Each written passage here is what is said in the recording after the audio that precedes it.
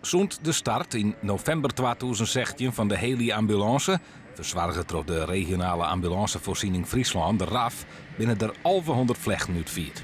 Dit jaar staat de teller nu al op 431. Het is eigenlijk boven verwachting. Wij hadden niet verwacht dat we zoveel inhoudelijk goede vluchten zouden vliegen op dit moment.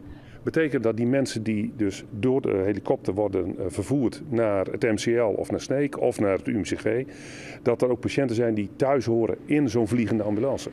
Dat het aantal patiënten hoger leidt als verwachten, had ik te krijgen met de inzet van de KNRM op het Ameland. Ja, deze mensen hebben natuurlijk geweldig werk verricht voor ons. Die hebben nacht in ontij, als we ze oppiepten, gingen die vrijwilligers op die boot, brachten de patiënten over met onze ambulancebemanningen. Nee, de KNRM, die mensen hebben geweldig werk verricht. Nou, ze varen nog steeds, want het gebeurt natuurlijk wel eens dat door slecht weer, door mist, die helikopter niet kan vliegen. En dan maken we nog steeds gebruik van de vrijwilligers van de KNRM.